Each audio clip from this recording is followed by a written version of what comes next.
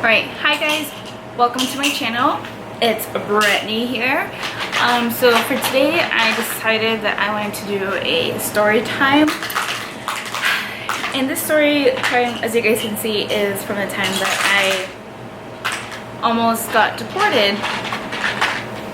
It wasn't anything serious, so it's not like it's not too bad. It's just like a funny story time. And if you guys hear the noise in the background, that's my 3-year-old son trying to play with gumballs.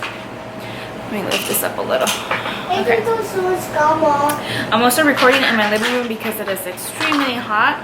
And I have the AC on here, and that's the noise in the background.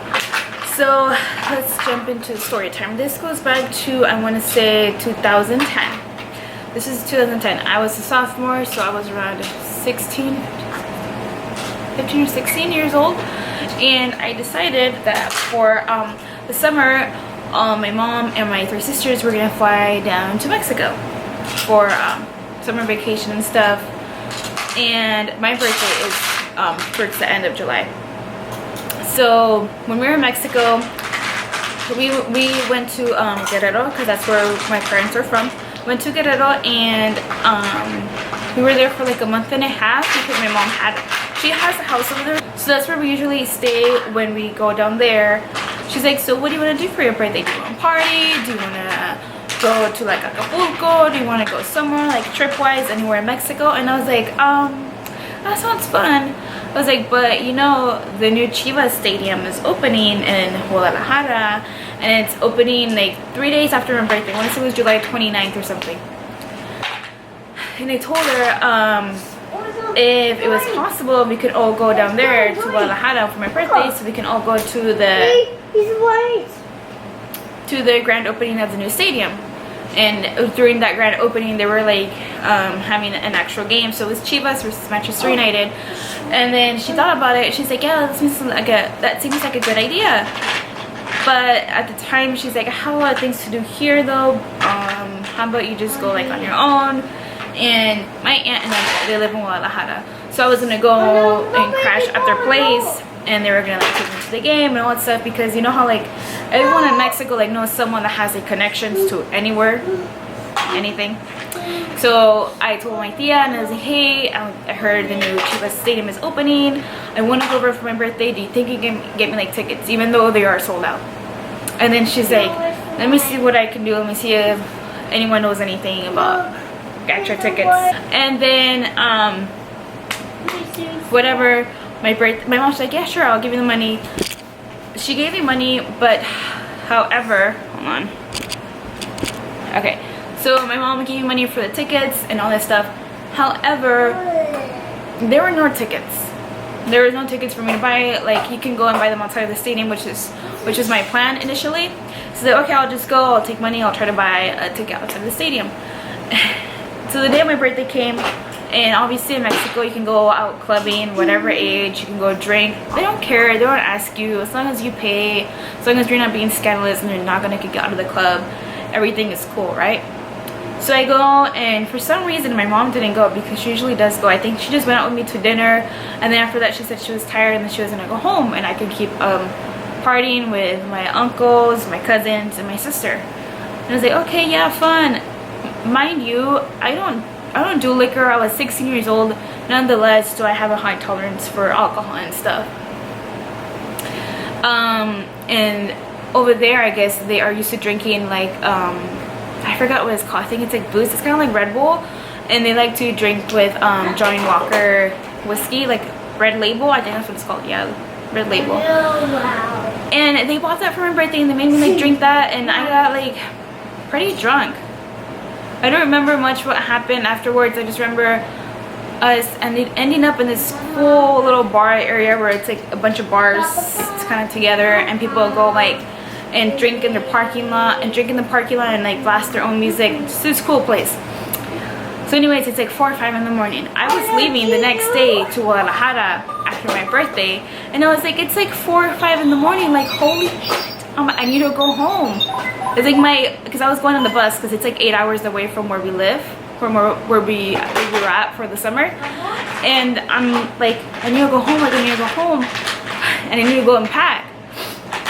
I get home like at 7 in the morning. My mom's pretty pissed at this moment. She's like, why are you here at 7 in the morning? And I was like, I don't know. I'm like, well, we went out. We kept on drinking. After that, we went to go get, I guess, breakfast. I don't know. I was passed out in the car while everyone was eating breakfast.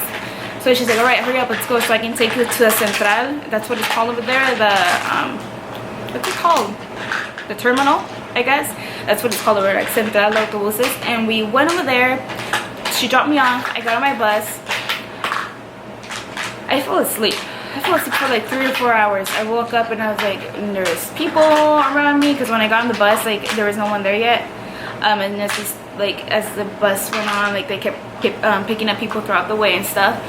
And I remember waking up like 3 hours later, super dehydrated, super thirsty, super dizzy, super nauseous. And I wake up and I go to the back of the bus, and like the bus is already moving. I'm going back there and I go to the bathroom and I just like throw up all over the toilet.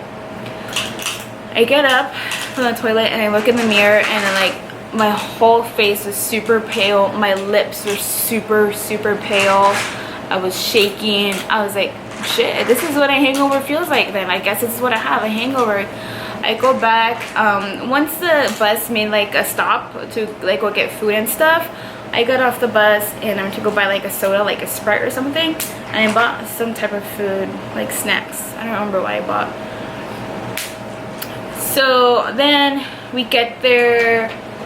I don't know what part of the states we were in, but I just know we were somewhere.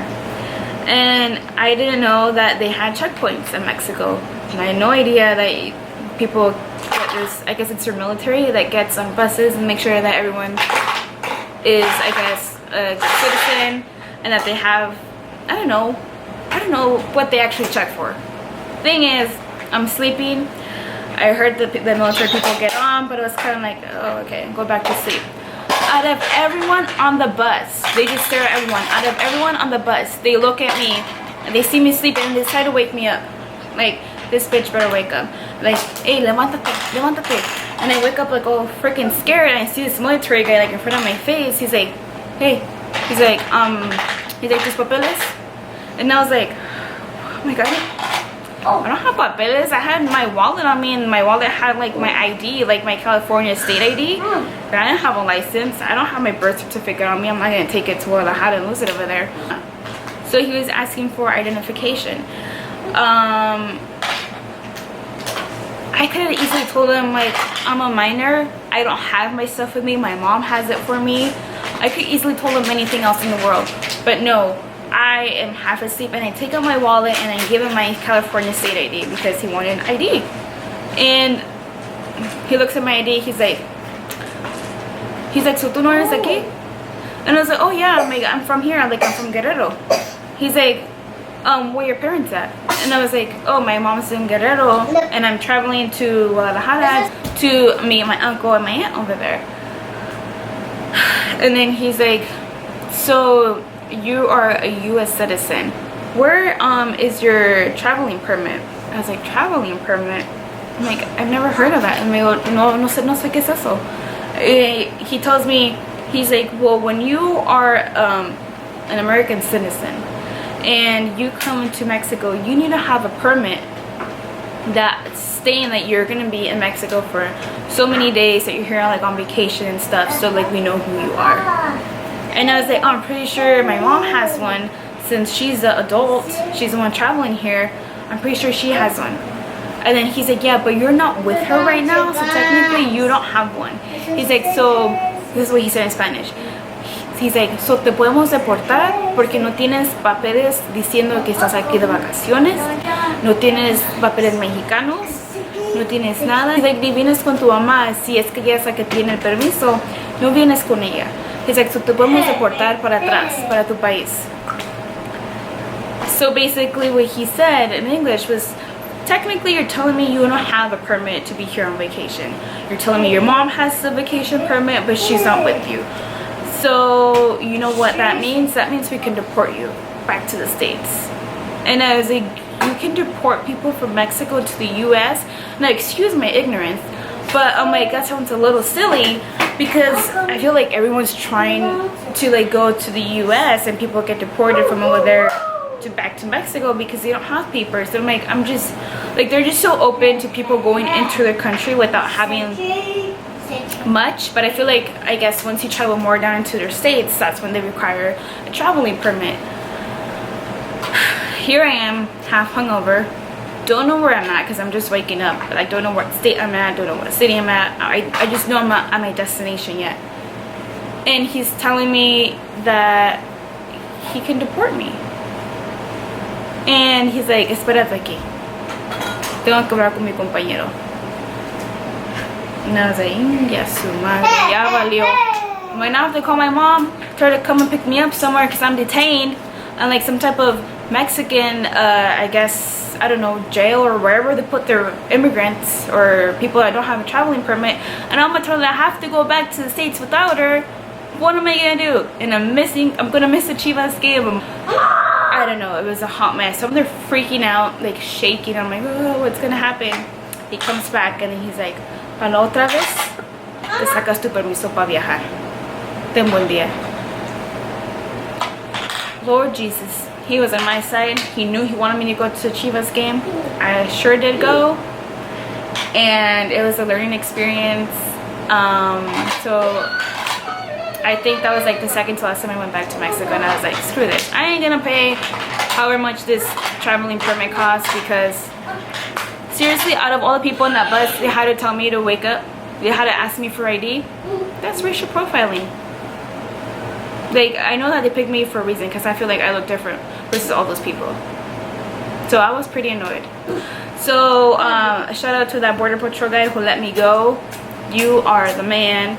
And yeah, that was my story of me almost getting deported from Mexico back to the States. I did ask him too, I'm like, will you guys usually deport people? Do you deport them like via airplane or like bus, or how do you guys do it? He's like, no importa, pero los deportamos.